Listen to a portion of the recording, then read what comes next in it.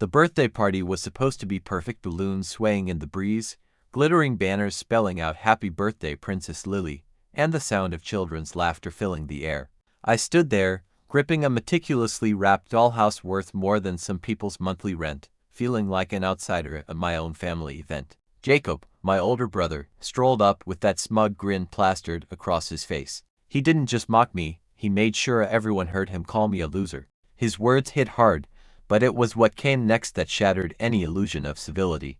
As if on cue, he clumsily knocked over his glass of wine onto the dollhouse, ruining hours of careful preparation. The once pristine gift now lay soaked and crumpled under the weight of his disdain.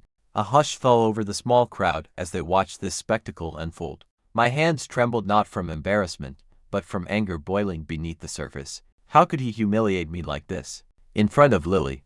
In front of everyone, I turned away without another word, leaving behind not only the ruined present but also unpaid bills for the party I had funded entirely. But fate wasn't done mocking me yet. Halfway to my car, realization struck.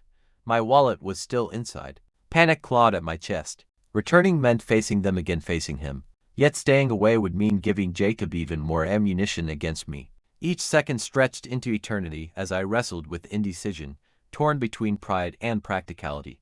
The door swung open, and there she was, my mother, her pastel cardigan neatly buttoned, the faint scent of vanilla cake drifting from inside. But the warmth I'd hoped for wasn't there. Her smile froze the moment she saw me, then vanished entirely. "We don't want you here today," she said, her voice sharp like a knife slicing through my chest. I blinked, stunned. Was this really happening? Before I could respond, Jacob appeared beside her, arms crossed, his smirk cutting deeper than any words could. "Lily doesn't need a loser like you," he sneered.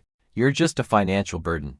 My father stood behind them, silent as always. His eyes darted away, refusing to meet mine. That look, it wasn't anger, it was guilt, maybe even shame. He knew what was happening but chose to stay silent, letting Jacob and my mother take the lead.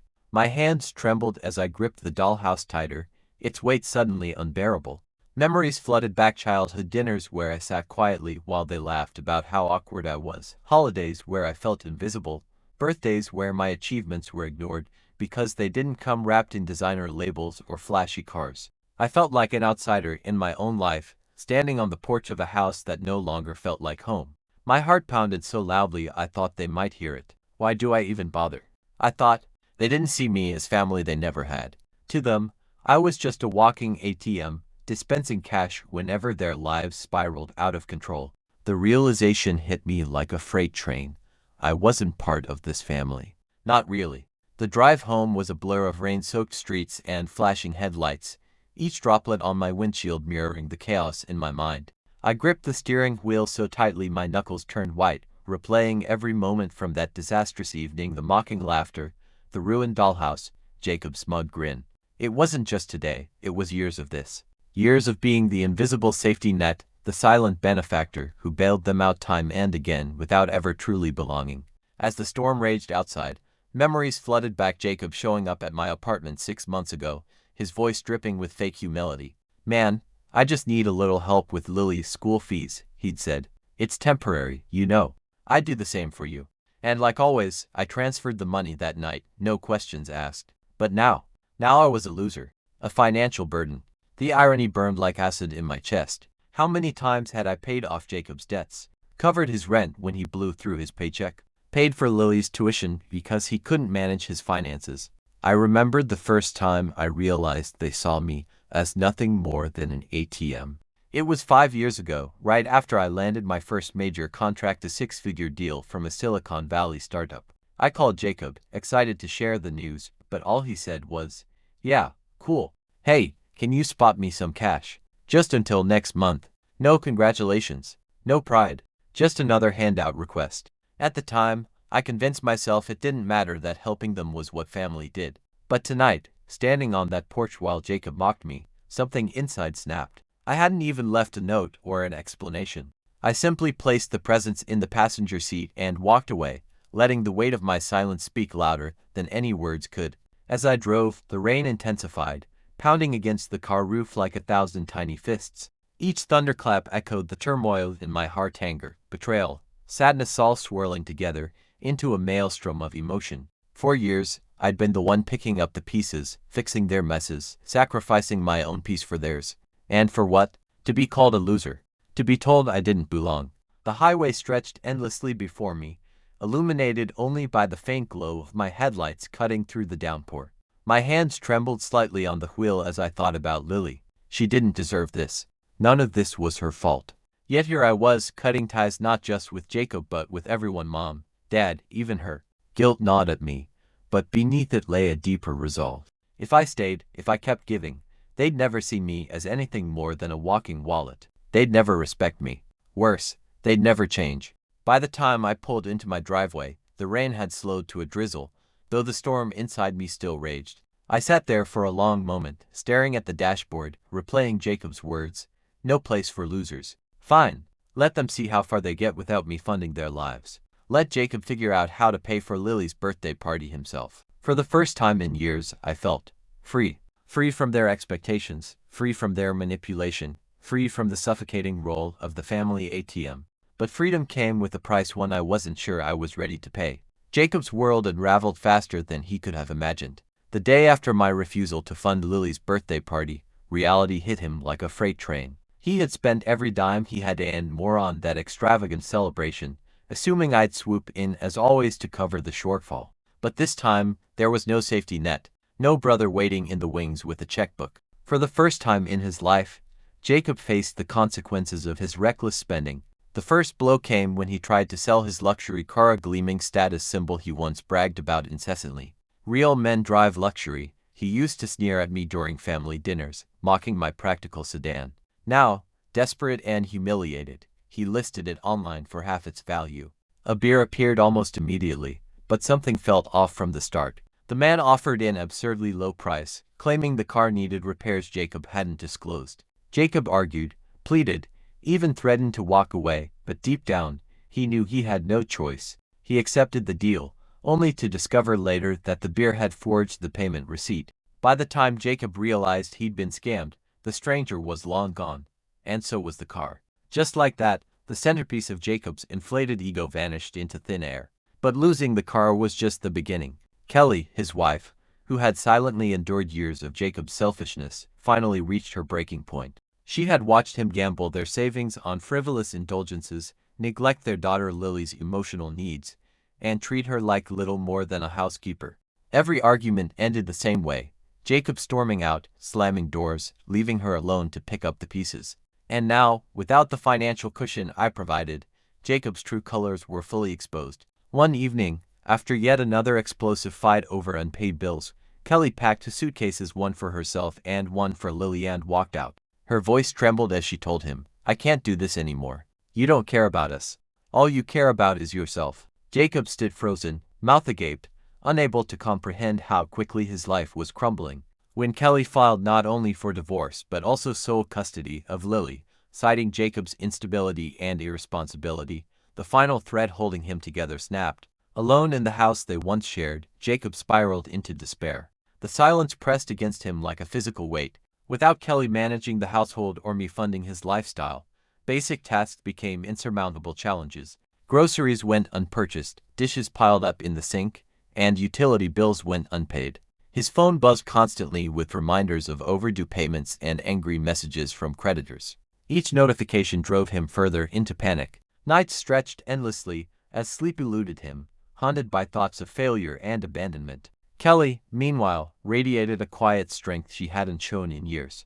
During one of our rare conversations, she confessed, I stayed because I thought he'd change, because I hoped Lily would have a father who cared. But he never did. Her voice hardened. He treated me like I didn't matter, like Lily didn't matter. It took hitting rock bottom for me to realize I deserved better for both of us. Watching Jacob's downfall filled me with a mix of satisfaction and unease. Part of me relished seeing him stripped of his arrogance, forced to confront the wreckage of his own making. Yet another part couldn't ignore the toll it took on everyone around him, especially Lily. As much as I despised Jacob, I couldn't deny the pain etched across Kelly's face when she spoke about their fractured family. And though I refused to let guilt drag me back into his chaos, I couldn't shake the image of Lily caught in the crossfire.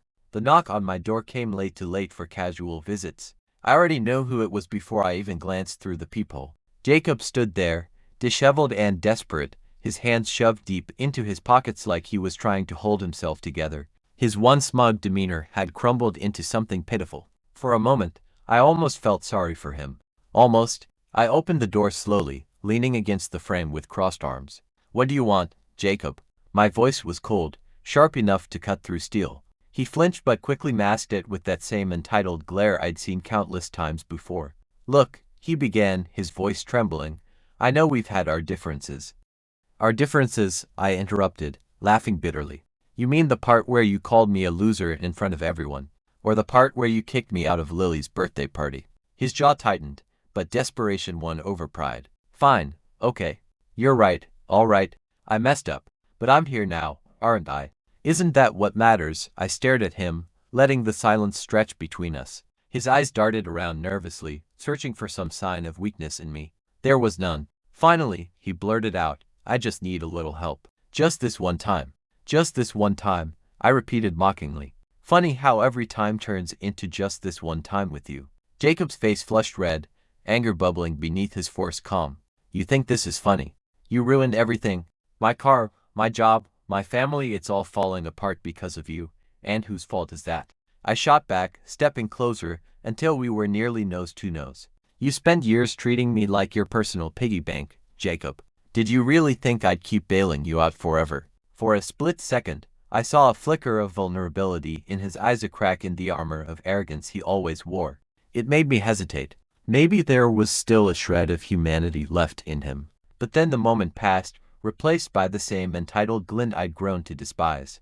"No," I said firmly, stepping back. "I don't lend money to people who don't deserve it." Jacob's face twisted in rage. "You're heartless, you know that?" Lily cried when Kelly took her away. "She misses her uncle, but clearly, you don't care about her." My chest tightened at the mention of Lily, but I refused to let him manipulate me. "Don't you dare drag her into this," I snapped. "Lily cried because her father is an idiot who tanked his own life. Don't put that on me." Defeated, Jacob stormed off, slamming his fist against the wall as he left. I watched him go, feeling a strange mix of relief and lingering guilt. Relief that I hadn't caved, guilt that Lily might be caught in the fallout. But Jacob wasn't done yet. A few days later, he retaliated by posting lies about me online, accusing me of abandoning my family, of being selfish, of not caring about Lily. The internet, however, wasn't kind to him. Commenters tore him apart, calling him out for his hypocrisy and entitlement. Then came the final act of desperation.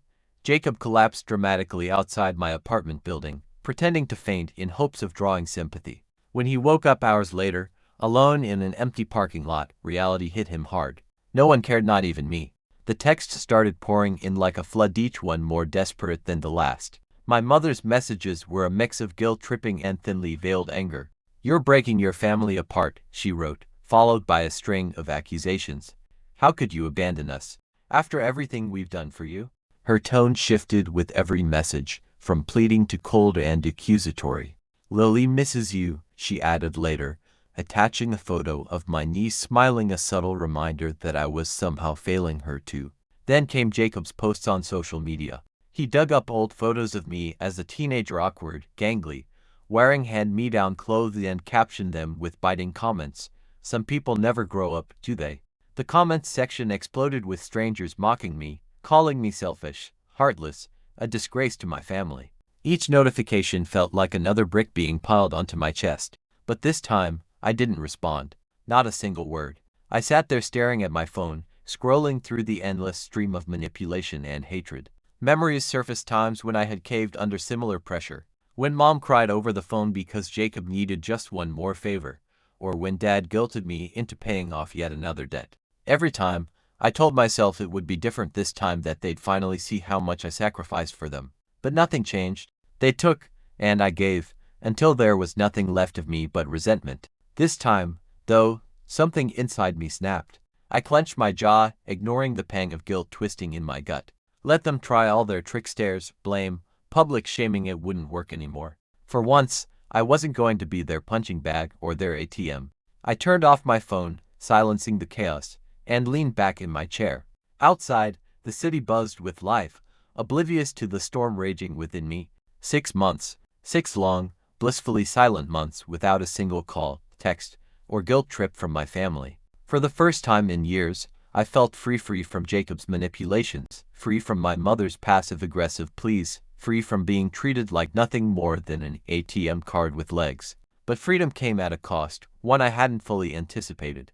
Lily. It started with the dreams. Vivid, haunting images that clawed their way into my subconscious night after night. In one particularly gut-wrenching dream, Lily stood on my doorstep, tears streaming down her small face as she clutched her favorite stuffed bunny to her chest. "Why don't you love me anymore?" she whispered, her voice trembling.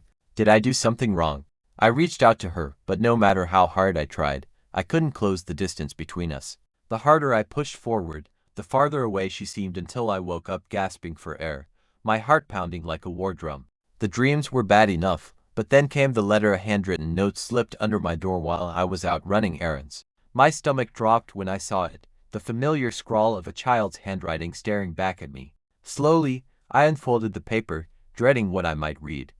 "Dear Uncle, your name, I miss you so much. Why don't you come see me anymore? Mom says you're busy, but I think maybe you're mad at me. Did I make you sad? Please don't be mad.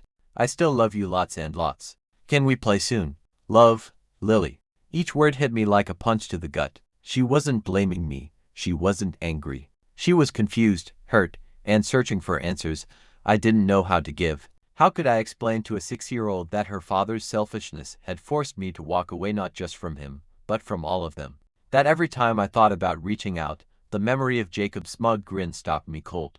Lily had always been the reason I stayed tethered to that toxic family.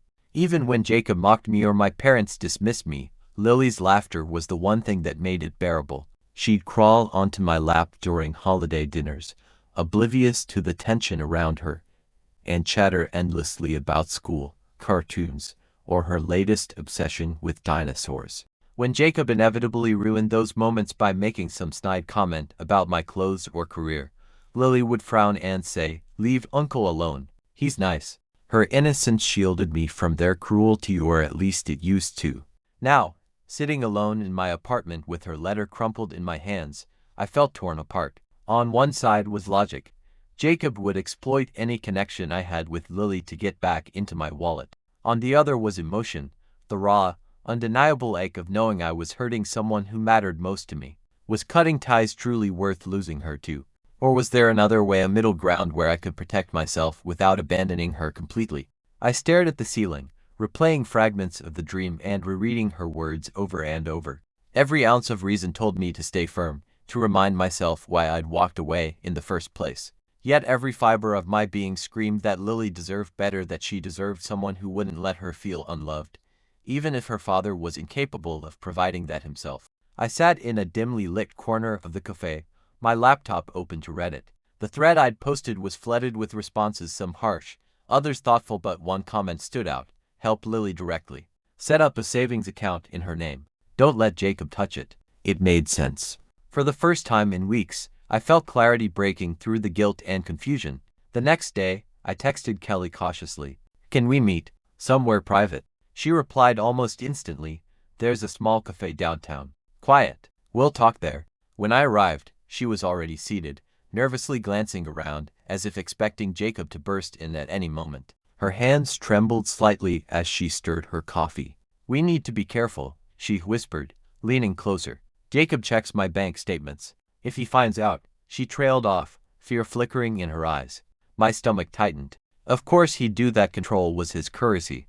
"I opened a savings account for Lily," I said softly. "It's under my name, but it's hers. No way Jacob can access it." Kelly's face softened with relief, but then she frowned. "What about gifts? He watches everything." "Cash only," I replied firmly. "Or prepaid gift cards. Nothing traceable." She nodded slowly, her shoulders relaxing just a fraction. As we talked, I caught myself scanning the room repeatedly, paranoia creeping in. Every creak of the door, every shadow passing by, sent a jolt through me. By the end of our meeting, we had a plan, a secret lifeline for Lily, invisible to Jacob. But as I walked back to my car, unease lingered. Helping her this way felt right, but it also reminded me how far Jacob would go to maintain his grip on everyone around him. This wasn't over, not really. 6 months had passed since I last saw Jacob, and though he was no longer a constant presence in my life, his shadow still lingered. Word eventually reached me through Kelly that he'd landed a job not glamorous, not high-paying, but a job nonetheless.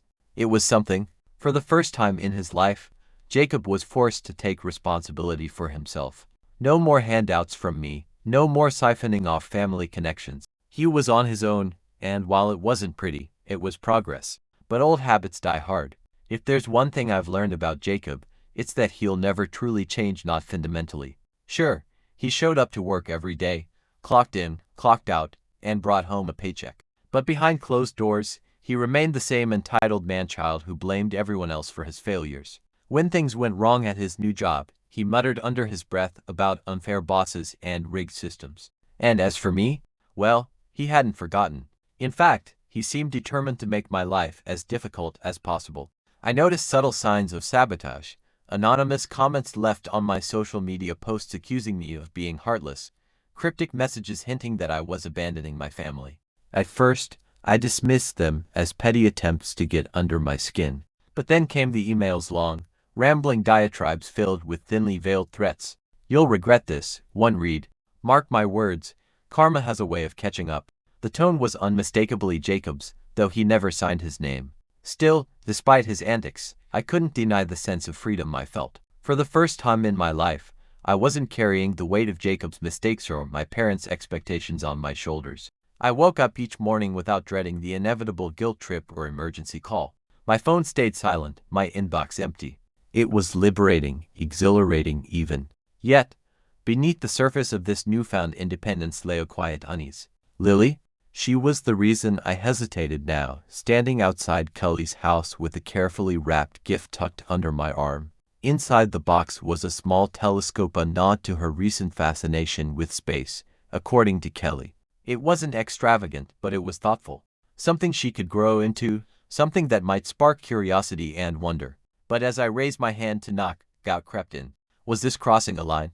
By reaching out to Lily directly, was I inviting Jacob back into my life indirectly?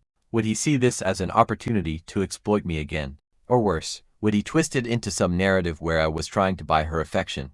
The streetlights flickered faintly, casting long shadows across the pavement. I glanced over my shoulder, half expecting to see Jacob lurking nearby, watching, waiting for his moment to strike. Paranoia? Maybe?